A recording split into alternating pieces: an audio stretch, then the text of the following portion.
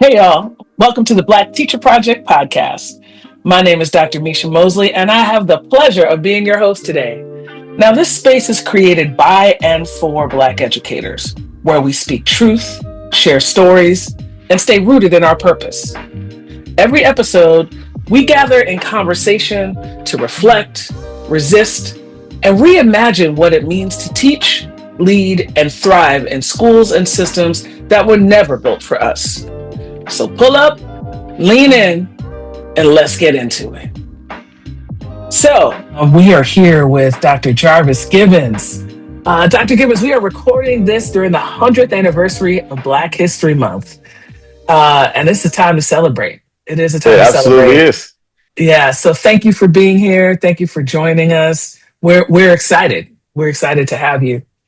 Thanks for having me. Thanks for making the time to have this, uh, you know, uh, timely conversation to celebrate this milestone. But also, I just always appreciate being in dialogue with you and folks with the Black Teacher Project. So, thanks for bringing me to the table. Appreciate it. Oh, wonderful. Well, we've been rocking and rolling over the years, and so much has changed. We started about 10 years ago, and so much has changed in these 10 years. And we're at this moment in 2026 where diversity, equity, inclusion initiatives are facing these attacks. Now, a lot of people say unprecedented attacks, but I would say unprecedented in terms of the comfort that we may have felt, Hmm. right? But when you think, you know, you're a historian. So when you think about this centennial, what does it mean to you, given this current climate, particularly around the teaching of Black history and what it Hmm. means to center racial equity in education? Yeah, I think of that book by, Kianga and Robin Kelly. Our history has always been contraband, right? That they Yes. put out a couple of years ago. That I think, the title of that book, I think, says it all. Um, uh, I can both appreciate how there are things that are distinct about this moment, but I also agree with you that it's important for us to elevate the historical perspective around how. Um, knowledge that centers Black communities, that centers Black liberatory struggle, and the kind of moral lessons and the ethical lessons that come from that have always, um, been under attack consistently. And I can even think about, the origins of Black History Month. I was reminded of this when I was writing a short essay around the book that's, I'll Make Me a World. Uh, and I was thinking about the months leading up to the very first Negro History Week celebration. But there's this article that was published in the Baltimore Afro American, it's a historically Black newspaper, in August of 1925. And the headline reads, Dr. Woodson's Negro History Confiscated. Um, and this headline in the newspaper in August 1925 is referring to a case in Oklahoma, in Muskogee, Oklahoma, where the local segregated Black high school have been using Carter G. Woodson's book, Mhm. The Negro in Our History. The local school board, which was heavily influenced by the Ku Klux Klan, they found the textbook and they decided to inspect it a little more closely. They saw the title, but then when looking in the book, they took issue with a lot of things that they were reading. Um, Mhm. where they saw that it wasn't just documenting like a Black person did that or did this, but it was actually a Black interpretations of history as well, right? Mhm. Including facts and dates, but also emphasizing an analysis of historical events that centered Black people's experiences of those events, and they didn't necessarily like that. For instance, they talked about how Carter G. Woodson covered the Red Summer of 1919, and the fact that he emphasized that it wasn't just Black people that got killed, but that he talked about in certain cities there were almost an equal number of white folks that where Black people kind of fought back that were also killed. Mhm. And they said it seems like he writes with pride about documenting the kind of resistance in a lot of Black communities. They didn't like. They also referred to Carter G. Woodson's coverage of sexual violence that Black women and girls experienced during the period of enslavement by Southern white men. They didn't appreciate that, right? So I'm saying Mhm. all this to say is that this is 1925, the months leading up to the first February, where Negro History Week is happening in February of 1926, where we see the kind of hostile intellectual environment that Carter G. Woodson, Mary McLeod Bethune, people like Du Bois are operating in, and that Black teachers are operating in, because those local teachers who were using Woodson's book, right, the books were Hmm. confiscated, the teachers were reprimanded, and the principal at the school at the time had to leave his post because his life was threatened, and they ended up replacing him as a principal. So absolutely not unprecedented. But what Hmm. is new, I think you're right, is that we had seen all of these, some gains and some kind of movement happening Hmm. in particular directions in very contained ways, to be clear, because even as we've kind of made progress, there's still been ways in which Black history and Black historical knowledge has been contained.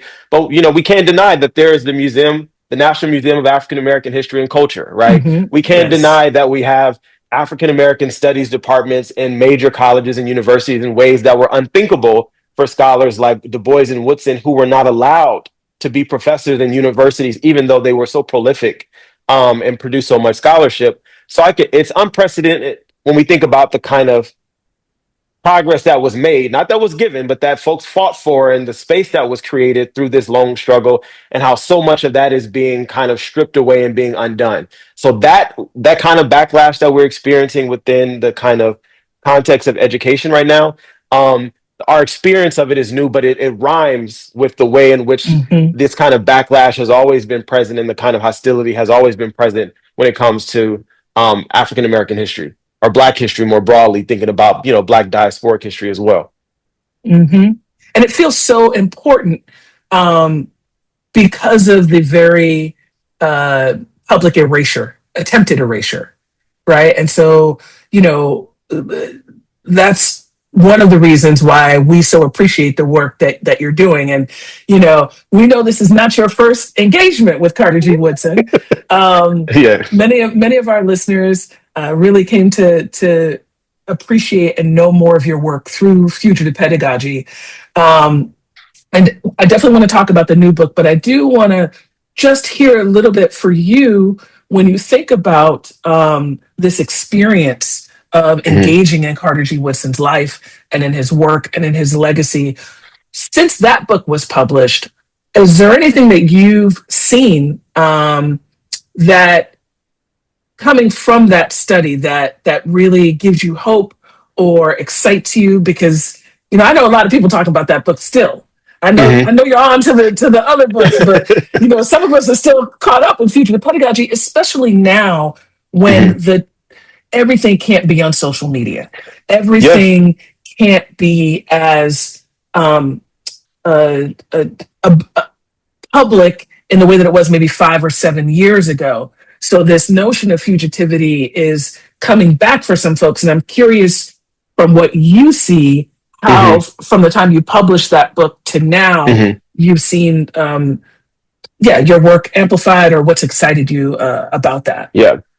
It's one of the things that's been exciting is that I feel so grateful that I've been able to be a part of a conversation of a network of people. It's not just me. I wrote that book, but that book is, in alignment with the kind of work that people like you do, the kind of work that people like Sharif, has been doing for so long, LeGarrette King as well.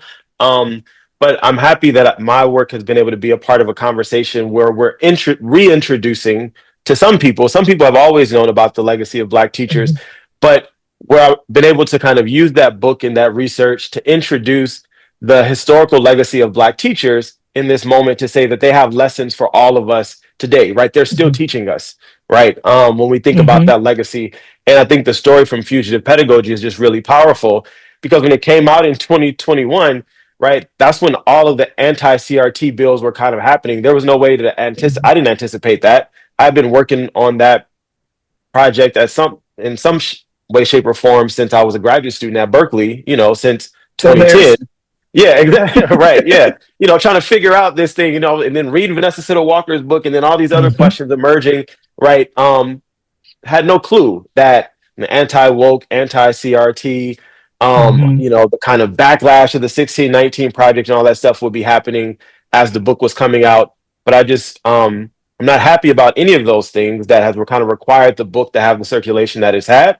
But I'm appreciative of the fact that I was able to be a conduit for helping to reintroduce that Hmm. legacy. And I do think a lot of people are coming to the work, both Black teachers, but also social justice oriented teachers in general, in the US, Hmm. but also even beyond the US, where they're saying like, oh, this language to talk about the way Black teachers were navigating power and navigating constraints is instructive for what it means to kind of um, to lead with a kind of a commitment to liberatory education, despite the constraints that we're functioning in within the world around us, because it's only got progressively worse, Hmm. since when that first came out. I was just reading, um, was looking at something in the paper recently about you know Carter G. Woodson and those folks. They were trying to get and create a field of Negro history. And right now, we're seeing the things being stripped away, like before our own eyes. There was an image of from Philadelphia where they're removing the names Yes. of the enslaved people that were enslaved by George Washington, I believe it was, in his home in Hmm. Philadelphia, where we're seeing the kind of sculpting out and like the creation of absences in real time that for so Hmm. long, so much in our tradition have been working to kind of fill those voids, correct those voids, and we're experiencing like, oh, we see how silences in history are created, like right before our Yes. eyes, like literally the Yes. removing of Hmm. information, is happening all around us. Yeah, I mean, that's why I also feel like the work that you've done with the Black Teacher Archive is so important because, you know, even in an era of all of this expression of anti-Blackness, there's often still a call, oh, we need Black teachers, right? Hmm. Hmm. How do we help Black teachers learn the legacy that they are a part of? And I feel like between your books and the archive, you're really helping us do that. And so our notion of holding on to our history um, is it's always been with us, but now we Hmm. have more platforms to do it. So let's Right. talk about the most recent way that you've done this with us, which is Okay. this book, your new book, "I'll Make Me a World." It is really such a powerful title. Can you share a little bit about what's inspired the work and what making me a world means in this context of Black education and the educators that you write about in the book?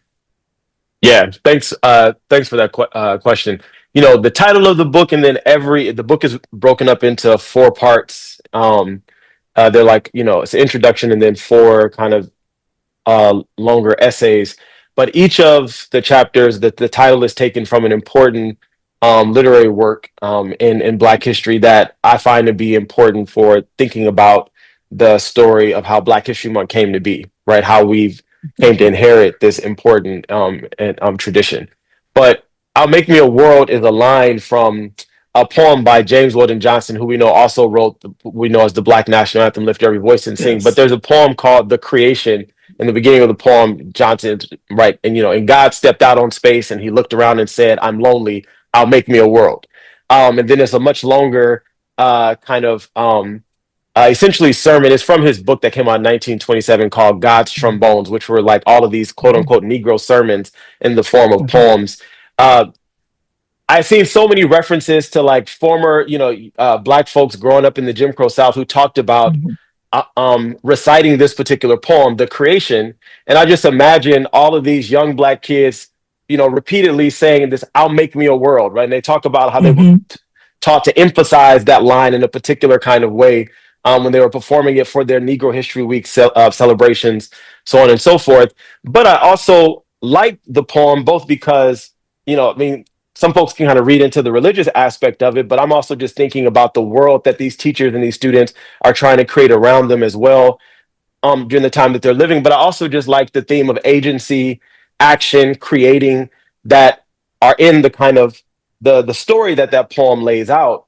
And that was being communicated to young people learning that particular lesson.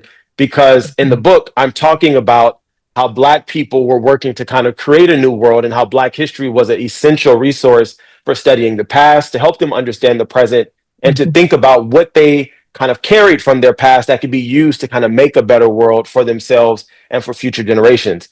So that book, that title, "I'll Make Me a World," it comes from that poem, "The Creation" by James Mhm. Weldon Johnson. And it has like these double meanings for me because I Mhm. just love the stories about like the poems that different, like teachers love to emphasize. They talk about Dunbar, they talk about Wheatley, they talk about, James Weldon Johnson. I remember like even people, Oprah Winfrey, talks about having to learn these poems growing up in Hmm. Mississippi and organizing these like plays in local churches based on the poetry of James Weldon Johnson and Paul Laurence Dunbar, right? And so I just wanted to honor that tradition. So there's a lot of using of kind of phrases and a lot of intertextuality in the book in terms of how I decided to write it. But the title signals that. Yeah, I love it. I always say I there's so many things I want to bring back to schools, and recitation is one of them. Yeah, And we resist, but I was like, but our babies know all the lyrics to the songs. They can exactly. absolutely, and go back to those historical pieces in particular, because Yeah. just like quilts, just like Hmm. cornrows, there are lessons in Hmm. there. And so Hmm. I want to talk about some of those lessons and some of the parallels we're seeing. So as we Hmm. noted, this anti-black uh, sentiment from our government is not new, Hmm. though the expression of it on the heels of some progress makes it feel new. And so I'm Hmm. curious, from your perspective, what are some of the parallels that you saw when you were doing the research for this book, and in the stories of Black educators from the past to, you know, to what we're facing now? And again, the dismantling of these programs. You opened talking about getting rid of Carter G. Woodson's work and what was Hmm. happening there. Hmm.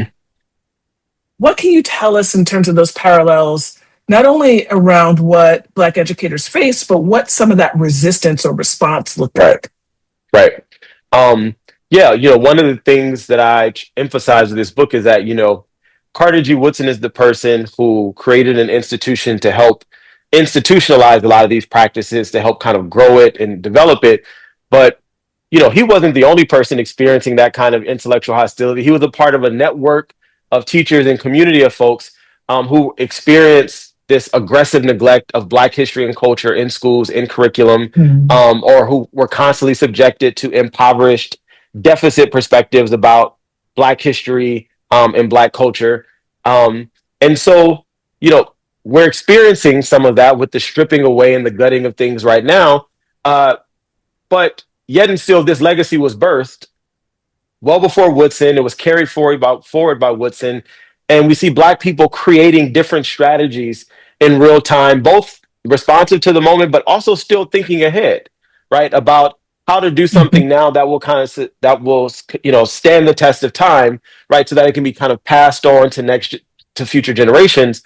And with this book, I write about Black memory workers because I try Mm. to be more expansive in the language that I use to talk about who the people are that were the keepers of this tradition to help move it forward, right? It's Black History Month, but it wasn't only traditionally trained historians that helped popularize the movement of studying, teaching, and preserving Black history. It was also people's grandparents or aunts who was telling people, you need to study this. And for instance, there's an example in the book when I talk about the story of Nanny Helen Burrow as a teacher. The Yes. third part of the book is when truth gets a hearing.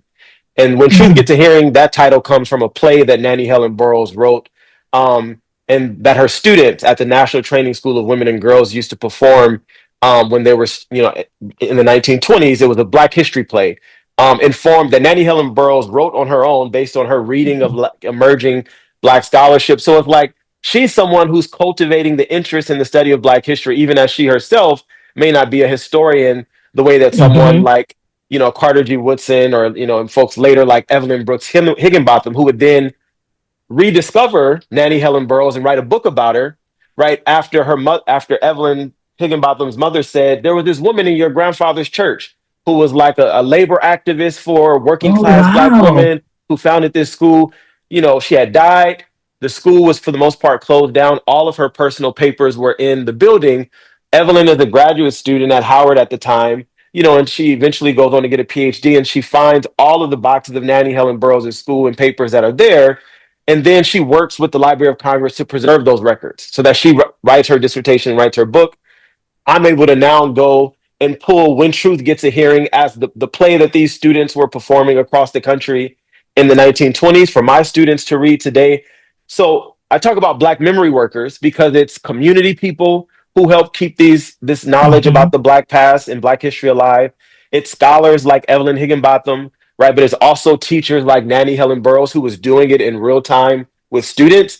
And I think in order to appreciate how Negro History Week grew into Black History Month, we have to think about the many hands that help sustain that Mm-hmm. tradition. And so I'm saying all this to say, to get back to your question, is that right now we're in a Mm-hmm. moment when all of this important knowledge about our culture, about our legacy, about our heritage is under attack because of the power that it has when people encounter it in the world and study it, rigorously and seriously. And we have to kind of um, respond and organize similarly. We have to recognize that we all have a part to play in helping to maintain this tradition, and not just to replicate it in the way that it had always been, but also to evolve it, to kind of grow it and Mm-hmm. to improve it, to be more responsive to the times that we're living in now. And the teachers during the time period that Woodson was working in, they also had to kind of respond in an organic way from the grassroots through communities and organizing. Everyday folks, people who have access to the academy, have to be able to have a Mm-hmm. seat at the table to help influence how we preserve the things that are important for us to carry forward into the world that we're trying to create collectively. So powerful. And I really appreciate this notion of, the thinking about everyone's responsibility, right? And I don't know how much people do it now, but there was a time when in elementary school you had to interview people in your family. You had to learn your family stories, Yeah. if you didn't. And just hearing that connection, um, uh, I didn't realize that the Dr. Higginbotham, like I didn't realize that that was the thread. And, Mm-hmm. it makes me think about what are the threads that are yet to come from Yeah. folks today. But it Mm-hmm. has to, it's a both and. We need to work both in the academy, inside of school systems, and outside, right? Right. And part of our challenge now is um, because of many people having negative experiences with the church, Mm-hmm. with different churches. Folks don't go to church as much as they used to. Churches don't Mm-hmm. play the same role as they Mm-hmm. once did, and so we're relying on different institutions, which for younger generations is social media, Yeah. is the Yeah. digital world, right? But like Mm-hmm. the fact that like, oh, that's somebody from your daddy's church, like Mm-hmm. that was an Yeah. institution that could kind of bridge that and have be that Yeah. point of reference. Absolutely. And one of the Um, things I say in schools were that too. And I don't think mhm, we're starting to do a much better job, but like schools as black schools as community institutions rivaled churches in many ways in terms of mhm, like the shaping of community calendars of events, in terms of spaces for organizing and kind of like gathering for kind of cultural mhm, legacy. It was like there was such, it was like these were kind of like pillar institutions. In many ways there's been a lot of alienation and a lot of agency taken away in those spaces as well, unfortunately, that we're trying to figure out like, where do we go to organize, and how can we organize in ways that are mhm. sustainable, especially right now when so many of the things that were kind of built and kind of created, where those institutions were the key spaces for organizing to get there, are being taken away, and we're having to kind of respond and think like, well, now where do we have to go, right? and Right. so and so that this you emphasize the importance of kind of institutions and organizing, not just for the sake of having, Mhm, you know institutions and institutional legacy, but because, um, you know, there when it comes to advocacy, right? mhm. Individual people, institutions are made up of collective people, right? We have to think about Right. the kind of people that make up these institutions, and not just institutions for what the name that they carry on like a building or Mhm. something, but for what's possible when we gather, right? And when we have a Right. sustained practice of gathering and organizing Mhm. and being in critical dialogue, right, with one another, to kind of do the kind of collective dreaming and collective advocacy that's necessary for, to improve all of our lives. Mhm. Yeah, I really appreciate that because this notion of institutional support also, I feel like there's a connection around ownership.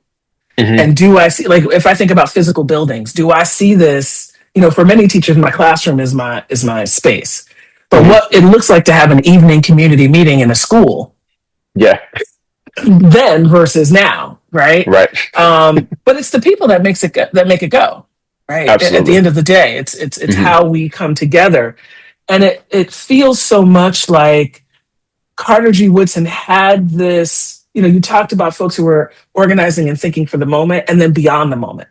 He Hmm. clearly had a vision that went far beyond the moment he was in. Now, I Hmm. don't know if he was exactly thinking 100 years ahead, but I know that you have been really, you know, under the hood in terms of uh, his work and his life.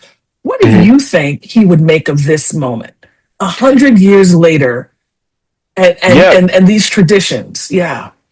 The interesting thing when Carter G. Woodson talked about the framing of Negro History Week, he, he said, obviously, for one, he said, when people used to critique and say Negro history should be celebrated all throughout the year, not just during a week. He said his response was, "Well, obviously, duh." Like I didn't create. He's like, as a person who's like writing textbooks and creating organizations around this, I know that it should be studied around for the calendar year and beyond, right? But he felt like Negro History Week could intentionally be used for building momentum and helping to kind of popularize and organizing communities and getting people riled up to think about how they could actively take part in this work that should be happening around the year. So it was a moment of Mhm. concentrated focus. So that's Mhm. one of the things that he said. But then on the heels of that, he would also say, and hopefully we get to a point to where there would be no need for us to have to do this work because we would have transformed the way knowledge is constructed in the world that we live in, such that Black people don't have to constantly be vigilant about their legacy, their heritage being stripped away or being denigrated for the purposes of Mhm. reinforcing their oppression, right? So Right. hopefully we would get to a place where this might not be necessary, right? But he said it didn't happen in his lifetime, and it wasn't clear that it Yeah. was coming anytime soon.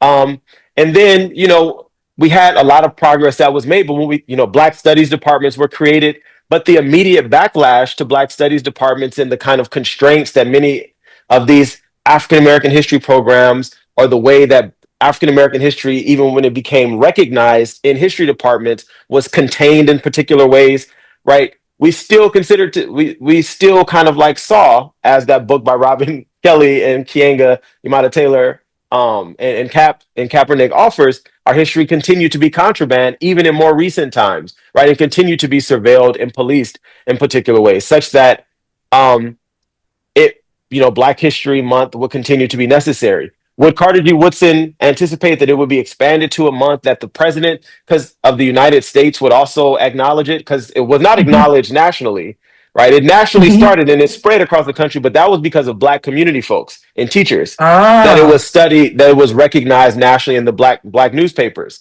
But it becoming nationally recognized, right, with the expansion to Black History Month, and in some of the years leading up to that, right, is something that Carter G. Woodson probably would not have imagined. But to see all that progress, and then for it to immediately take this dramatic turn, um, I think he would be able to put that in place in relationship to history. But I think, you know, he would kind of be shocked to see how so much truth had been allowed to kind of find its way out, and how much work had been done for people to then turn around and abruptly deny that and actively work to kind of silence that in such a blatant fashion, right? I think, like we tell ourselves, I'm sure you probably say the same thing, like I shouldn't be surprised, but I still feel surprised sometimes with some of these things Yeah. that happen. I'm like, I have all the evidence that this is something like this is likely and can happen. But when it happens, it's like wrapping my mind around it sometimes is still, Mhm. very difficult. When I see them removing the names of enslaved people, like we have evidence that these people were enslaved. The capital generated from the kind of reducing of these people to property to be owned and extracting of labor from them is what kind of Right. fed the wealth of this individual person, the wealth of the nation. How do you then deny that, right, when it's Mhm. an abundance of evidence? And so that's what Mhm. we're up against right now, which is still shocking to me, and I think it would be shocking to him as well, in relationship to how much work had been done and how much progress had been seemingly made. Mhm. Mhm. And to me, it speaks to the importance of Black teachers and Hmm. the importance of Black teachers knowing that history, because the content, I tell people this all the time. For those of us who were prepared last millennium to teach? It's nah.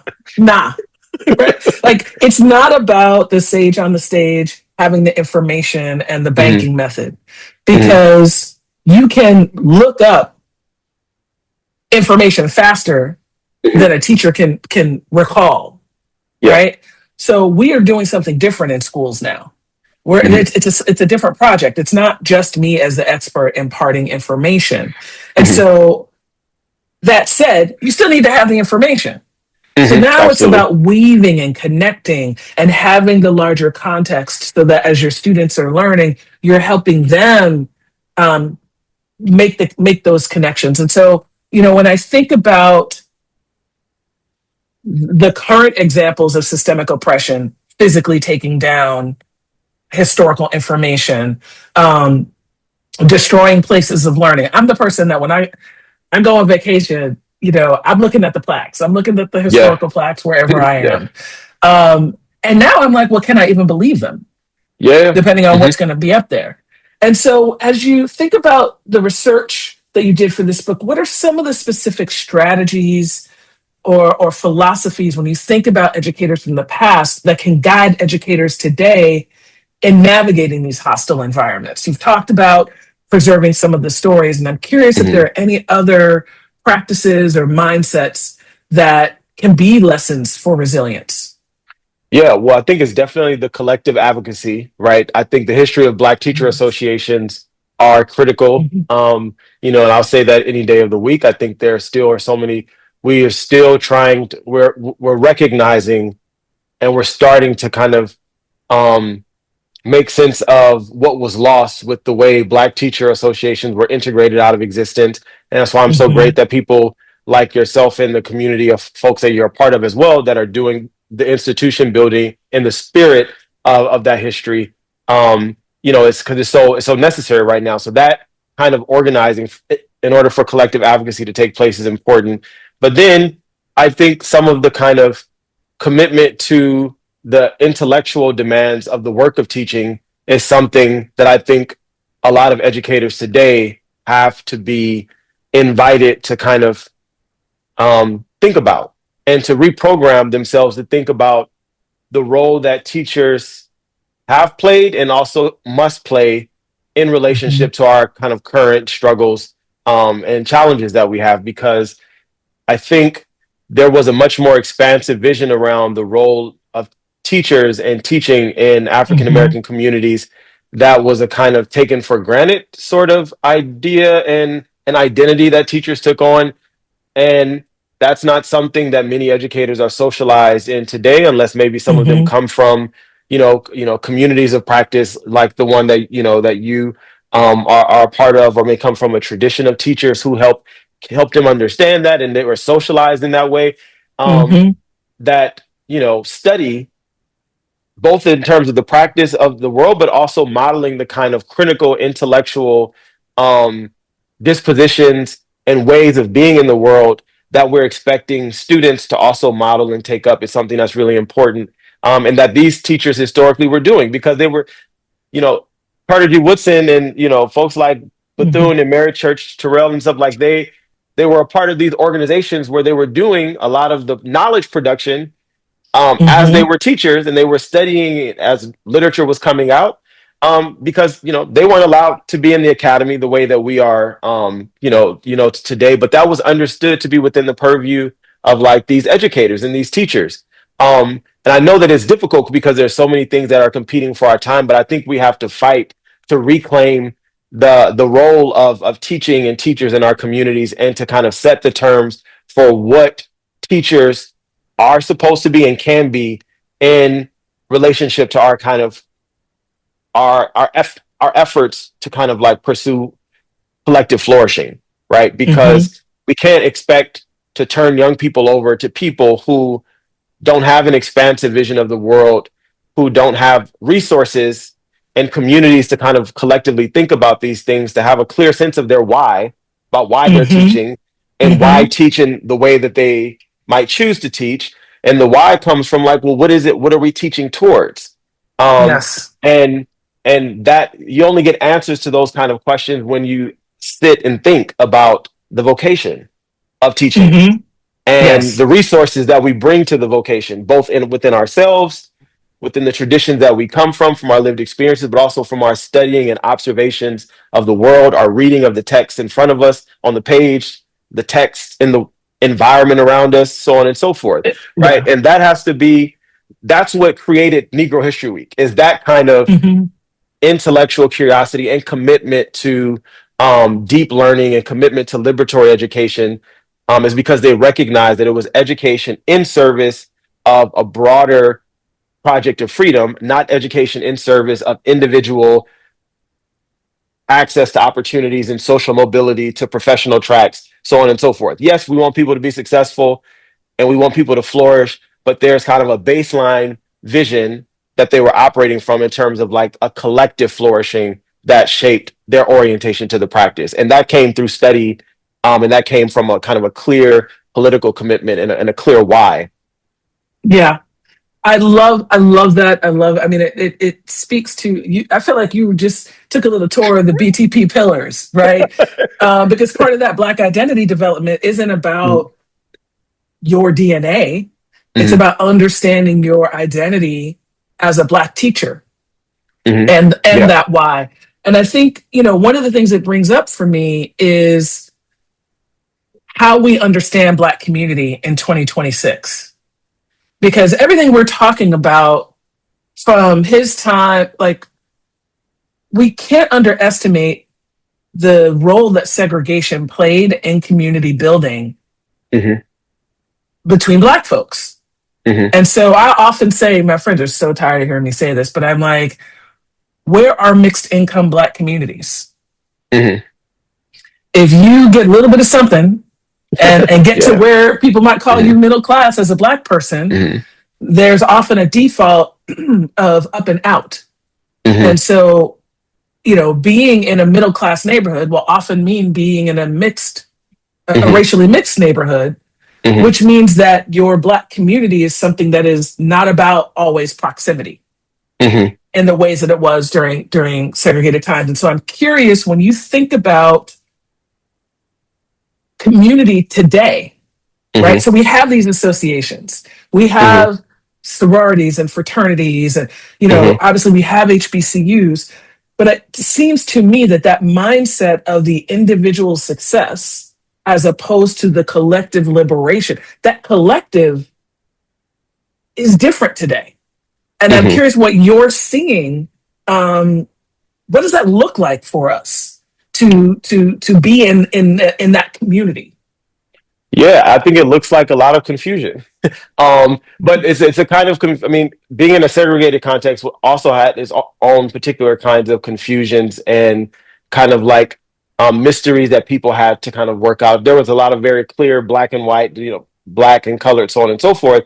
But when I say it creates a lot of confusion, it's because you know just as well as anyone that even though some black folks might kind of transcend certain kind of income brackets and might become elevated.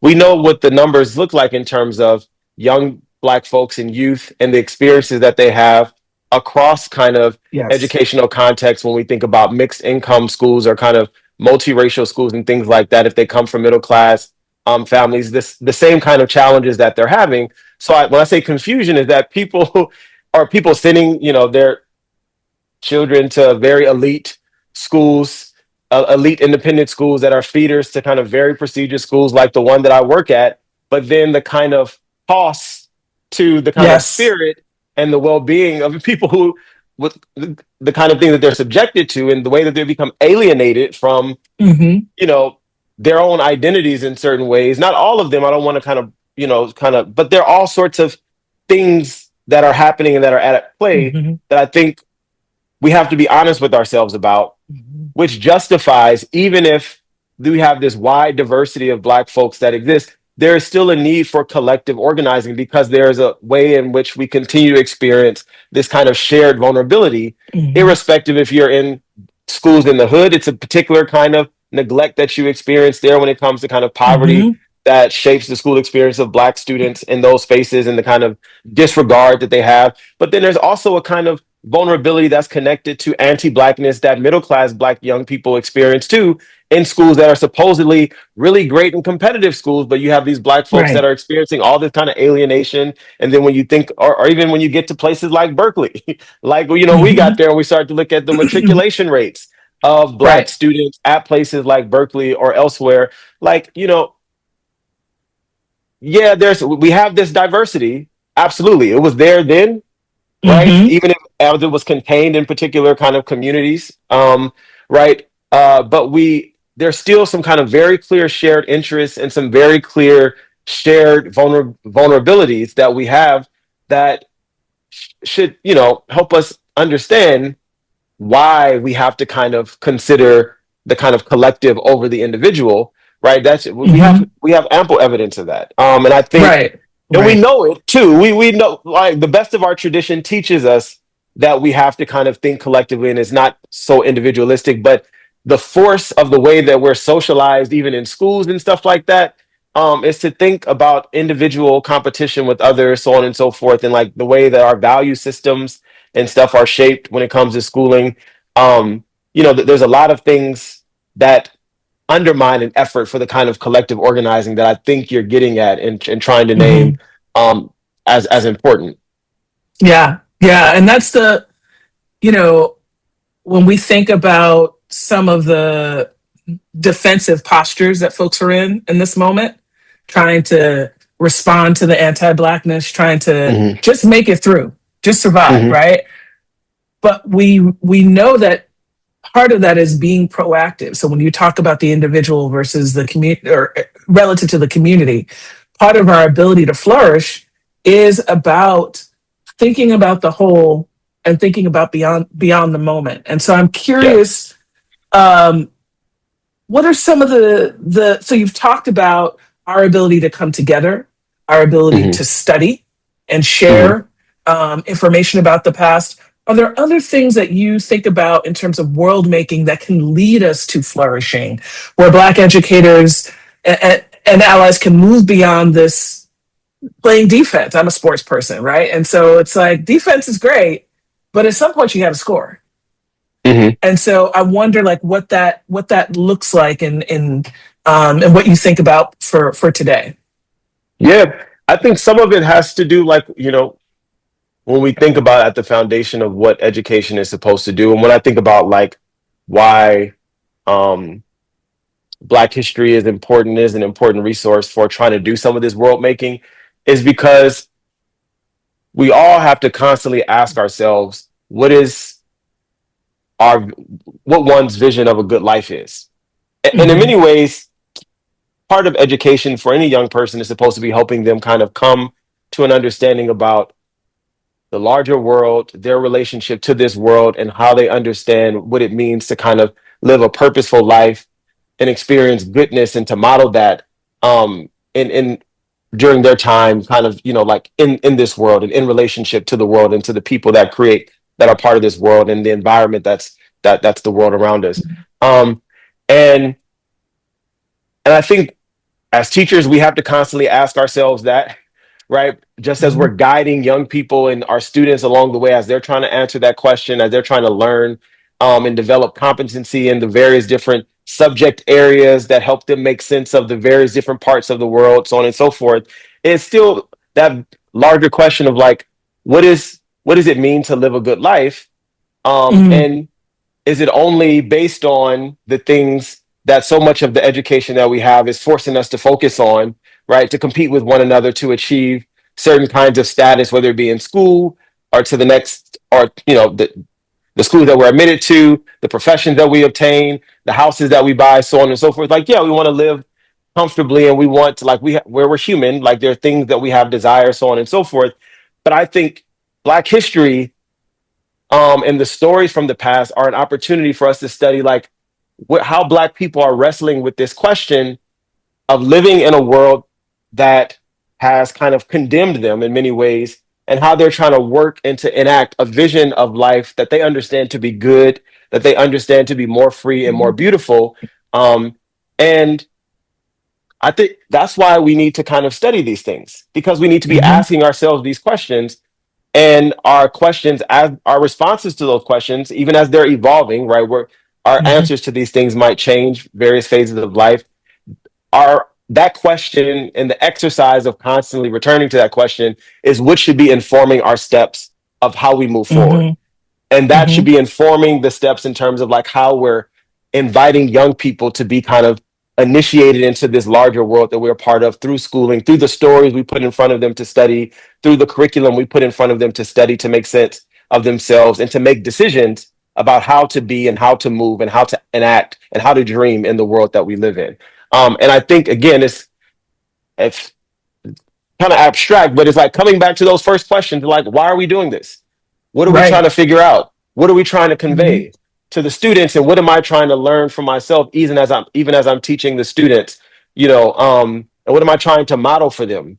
And Hmm. I think that kind of that's difficult work. It's not because Hmm. this is where teaching is like both the science and the art of it, right? It's not always as clear as we would like for it to be, but there's a commitment. There has to be a commitment to that larger set of questions, and that commitment to like pursuing the kind of pursuit, the constant pursuit of goodness for ourselves and for those that we're in relationship with. Hmm. Hmm.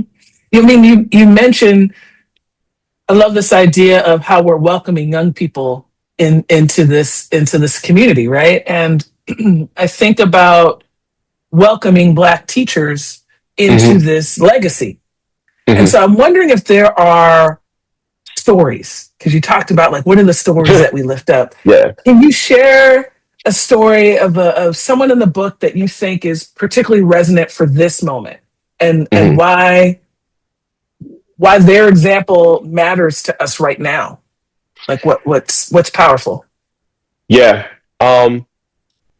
There are like two things that come to mind for me Bring, right now. give them Like both. Give them both. We need it so all. one is one of the things I really enjoyed writing about when I was writing this book, the 100-year journey of Black History Month. I was like, I took a moment. I was thinking about my introduction to Black History Month, and that began for me when I was 3 years old, right? And so I write about my very first Black History Month program that happened in 1992 when I was a Mhm. preschool student at a school, this Black independent school in Compton.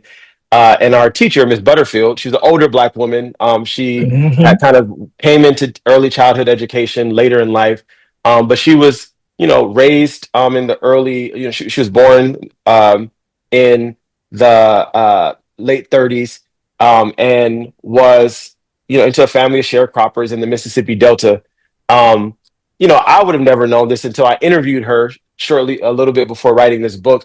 But my first Black History Month program, I remember it like I can never forget the experience because all of us preschoolers, we had to memorize parts of Martin Luther King Jr.'s "I Have a Dream" speech. And so you As have us preschoolers. as preschoolers, yeah. Like we could not, maybe I could recognize some sight words, but I could not read. But she taught us the words to the speech orally. Right. So she Mm. like, lining out parts of the speech for us to memorize. And our parents are supposed to kind of help us learn the words and stuff, at home. But I'll never forget that first Black History Month program because my grandmother and everyone else would never let us live it down. Like, who put you on that stage, saying that Martin Luther King speech, because it was such a proud moment for them. And I remember it being a proud moment for me and my classmates as well. Mhm. And Black History Month programs were a huge thing at the school that I attended every year. And it wasn't just during Mhm. February, like we also, Black poetry, Black history was a part of the Mhm. curriculum. It was a kind of a everyday sort of thing. Um, but that teacher, Miss Butterfield, she's still alive, still living in Compton. I interviewed her, and had an opportunity to talk to her about why she felt so passionate about training young Black students and teaching us in that way and introducing us to that tradition. And then she starts talking about Negro history. She starts talking about Negro History Week when she's a student growing up in Grenada, Mississippi, going to these kind of rural Black segregated Wow. schools, and how impactful it was to her. And so it was like, wow, just thinking about this legacy, right? Here's someone who experienced what I'm writing about the 100-year journey, about maybe 2 decades into it existing at all, right? Mhm. I can think about the way that was kind of passed on to me and that the memory of that being so important. And, you know, I'm not going to say it's not the only reason that I became the kind of historian that I am today, but I do think it helped kind of push me in particular directions, right? So I think that story about Miss Butterfield is like a very personal story Mhm. for me that was really exciting, and that I felt And very appreciative to be able to include that story. Yeah. I know she's proud of you. I mean, I can just Yeah. imagine, I think about some of my former students, and I'm like, wow, she has to Hmm. be grinning from ear to ear, Yeah, to see absolutely. that through line. Yeah, well, I remember when I was interviewing her about it. Before I even asked her the question about our Black History Month program, she started talking about it to begin with, right? Because the interview that I was doing with her was about just her experience, her early Mhm. education, and how she became a teacher, and just more about her life story in general. Before I can even ask the question about my time as her student in the Mhm. Black History Month program, she brought it up on her own. Um, uh, but she talks about the MLK. But then when I was writing this book, and I was talking about the legacy of Negro History Week and Black History Month and its Mhm. role in shaping the kind of political imaginations of 20th century Black leaders of the Civil Rights Movement and Black Power Mhm. era.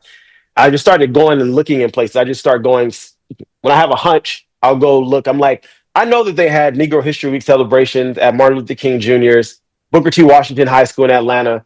Let me go. How can I find information about that? I can look in newspapers, maybe the yearbooks. I go to the yearbook from the year that he graduates, looking to see if there was any coverage of Negro History Week. Lo and behold, there's not coverage of Negro History Week, but there's a speech on Negro history, on Black history, right? They call it Negro history in the 1940s that Martin Luther King wrote as a 15-year-old student about the Negro and the Wow. Constitution, that his teacher, Miss Grace Bradley, right, who was his English teacher at Booker T. Washington High School, um, helped him work on and traveled with him to this oratorical competition 90 miles away in Dublin, Georgia, that he won. Um, and the transcript of that Mhm. speech is like there, and I'm able to kind of pull that story into the book to talk Mhm. about, to help people make the connections about the work these teachers were doing, introducing Negro History Week, and then how it shaped the kind of political imaginations and questions and things that people like MLK were fighting for. I do similar things with people like Alice Mhm. Walker, right? Alice Walker appearing in the Black Teacher Archive as a second grade student, winning an oratorical competition and literary competition well before she's like an adult writer. You know what I mean? But to Mhm. demonstrate the legacy and the kind of, and to give Mhm. people a sense of the real human uh, um, agency and legacy of this tradition, that it's not something that's super distant, that MLK was not always this like larger than life figure. He was an ordinary Right. student at a Black high school, right, in Atlanta, Georgia, where these kinds of um, intellectual resources helped shape and mold the person that he became. And as we think about Black History Month, we have to be able to hold sight of those everyday aspects of Black history, just as we talk about these larger than life figures or individuals of rare achievement, right? So many parts of the book, Mhm. I emphasize Miss Butterfield and what she did for me, Miss Grace Bradley, her importance for someone like MLK, right? Or Mhm. these rural teachers putting on this school festival for a young second grade Alice Walker, where she wins second place. She doesn't win first place, though she later wins Uh-huh. the Nobel Prize, right? Because she's a student among a community of other brilliant Black students, finding her way and finding her voice, right? And Mhm. so those are some of the things I try to emphasize in the book, putting these, unknown, unheralded kind of names next to the names that might be more familiar, and then also telling us stories about familiar figures in Black history, but in unfamiliar ways.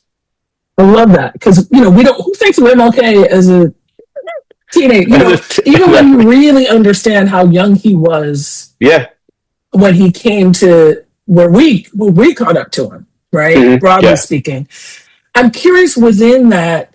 You talked about the oratorical elements both for you and for him and writing. Were there other things that came up relative to curriculum?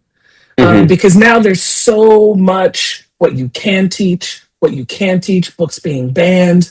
And we Hmm. know, I mean, you opened talking about how Carter G. Woodson's books were like, no, you can't teach this book. We don't like the way you're teaching this, right? Hmm. And so I'm wondering if there are um, models or practices, learning experiences that you saw, given the constraints of the past, that can be helpful for folks today.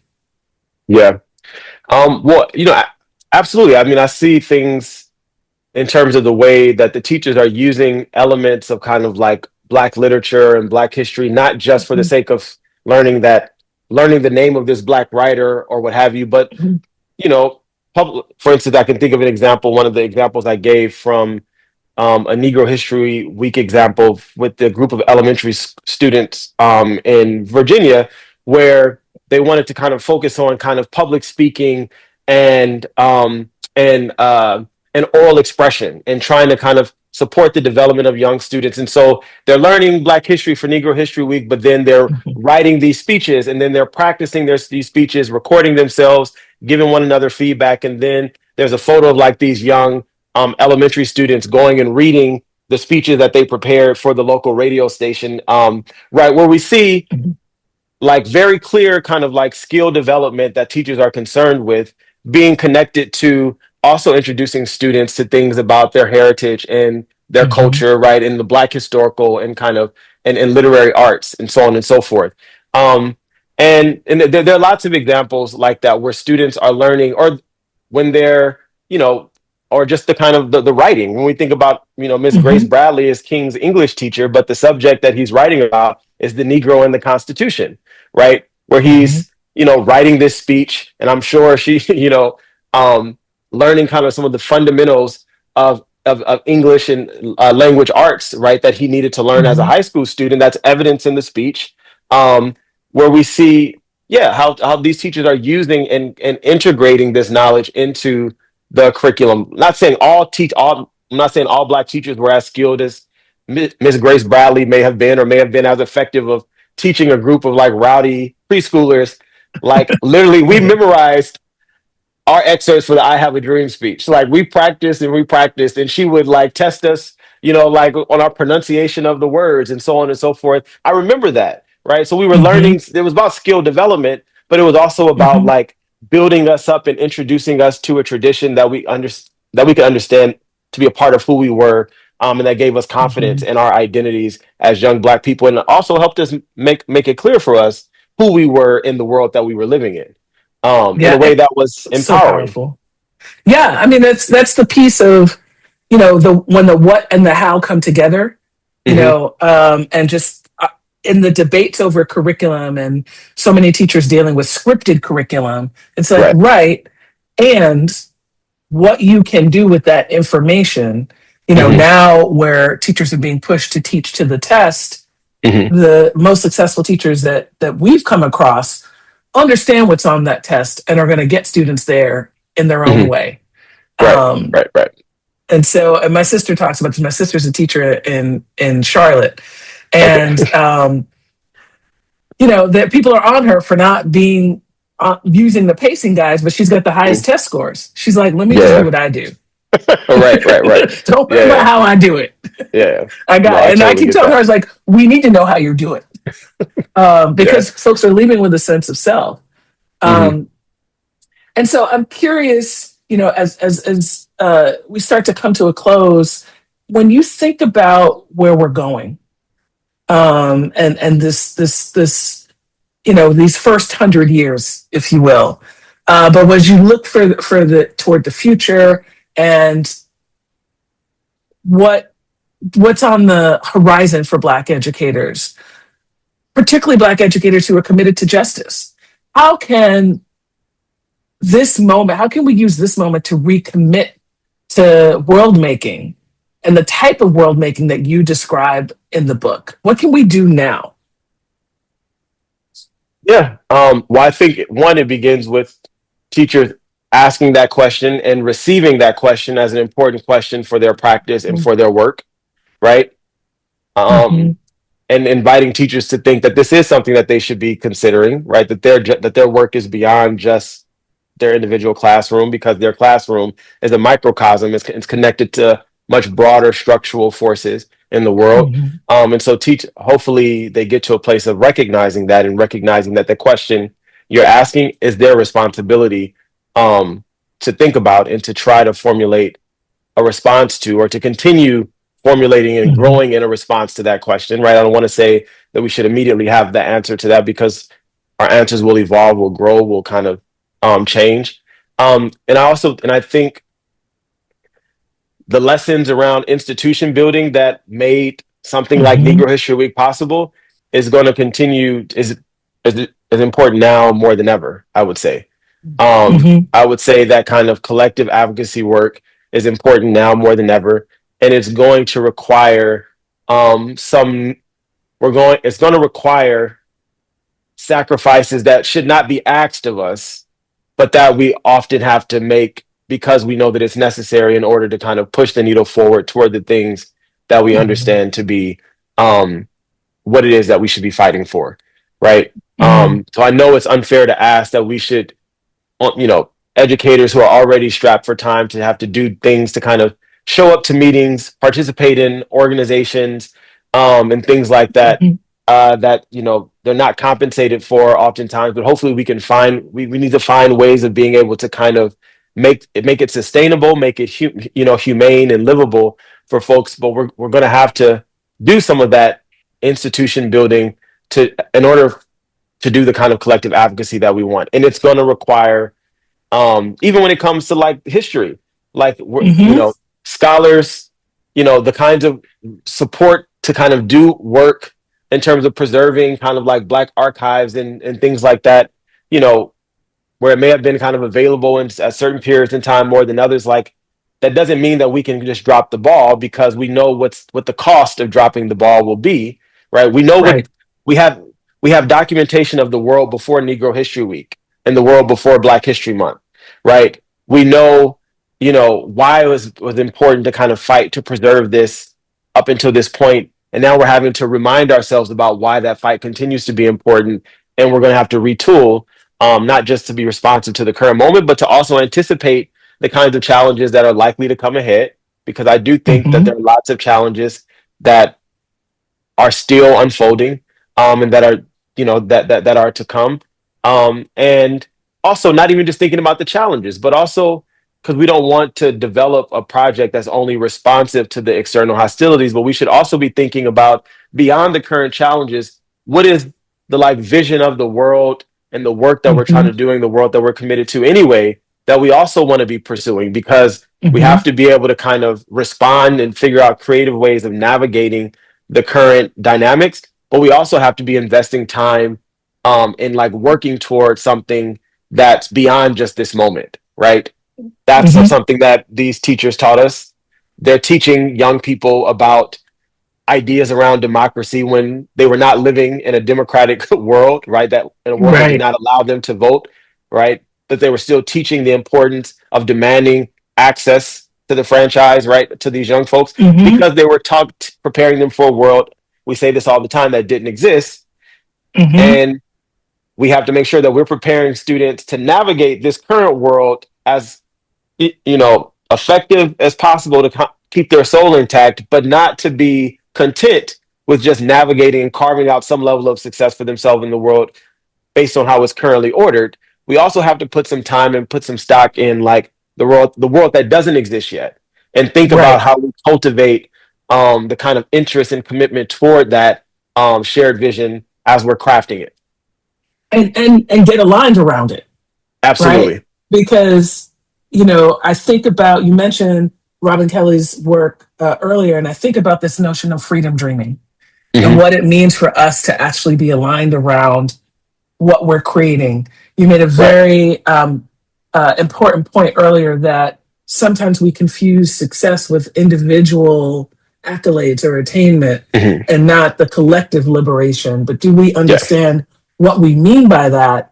Hmm. And can we ensure that we're not level setting based on oppression as Right. opposed to level setting based on freedom? And Right. so much of your work is really pushing us toward that. I feel like you are embodying this Sankofa experience of let's go Hmm. back and Hmm. understand. And this work, this latest work of yours, does that in such a powerful way because many of us are used to, oh, it's Black History Month. Hmm. And as we look at Black student unions across the country and how Yeah. people are celebrating, Hmm. I will often tell people, it's like, we've done more than invent things, y'all. Yeah. Yeah. I'm so here for the inventors. I Yeah. really am. And it's Absolutely. like Harry Tubman, Frederick Douglass, Dr. King, Hmm. inventions. Absolutely. Yeah. That's what we get. And I'm like, Exactly.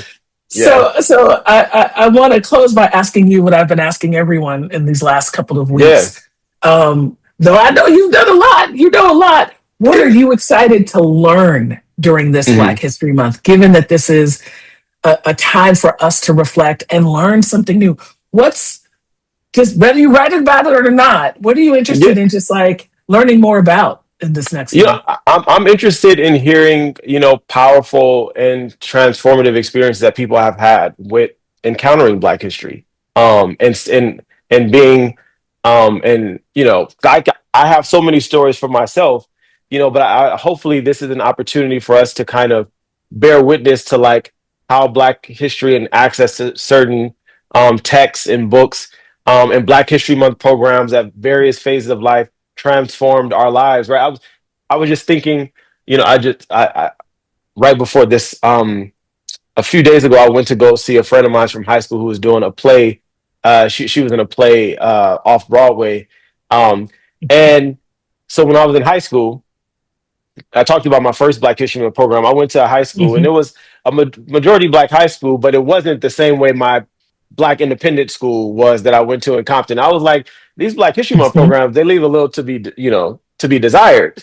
I was like, I Yes, was like, I was like, yes. why does everyone here not know the Black National Anthem? Where I come from, everybody's supposed to know that. I'm like, what's going on? But me and a friend of mine, we were both in ASB leadership, but our like junior year of high school, we were in charge of planning the Black History Month program. And I never knew that that was my friend's first time like performing publicly. She's a dancer and a choreographer and an actor and stuff now. Her mother used to be on Soul Train, was in the Thriller video and all this. So I just knew you Mhm. did that your entire life. She's like, no, my first time performing and like being involved in like working and doing that was when we were in high school. And now she's kind of continued to pursue that. And her telling me that story, I was like, I had no idea that our work as Mhm. students, planning our Black History Month program because we felt Mhm. like we could do a better job than the people who were previously in charge of Mhm. it was impacted her in that way. But I would just love to hear, more stories. We know that there's the John Legend story about him winning the Black History Month essay contest when he was like in high Mhm. school or something like that. But I want to learn. We should tell more about the kind of transformative power that kind of Black Mhm. history and this commemorative practice can have on folks, and that make that a part of the celebration, right? The origin stories of Black history and Black History Month in our own individual lives to make us remember like the kind of intimate connection to this celebration that people like Woodson, Nanny Helen Burroughs, and Bethune and folks before gifted us, right? That we Mhm. many have taken for granted over the years, but right now it's not a time for us to take it for granted. So I think something like that is what I'm looking forward to, just hearing and being reminded of that. Because I already know that the power that it has. I mean, I think lots of people know as well and have also experienced it. So just creating more space to listen and to learn about that. Wonderful, wonderful. Well, thank you for giving your time, for creating the opportunity for our audience to listen and learn from you. Absolutely. Again, we've had time here with Dr. Jarvis Givens talking about his latest book, "I'll Make Me a World: The Hundred Year Journey of Black History Month." Dr. Givens is a professor at Harvard University, has written so much that is allowing us to hold on to our history and to dream the future. You can find out more about his work at jarvisgivens.com. And again, thank you so much for being with us here on the Black Teacher Project podcast. Thanks for having me. Always enjoy it. And to all of our listeners, thank you for joining us on the Black Teacher Project podcast.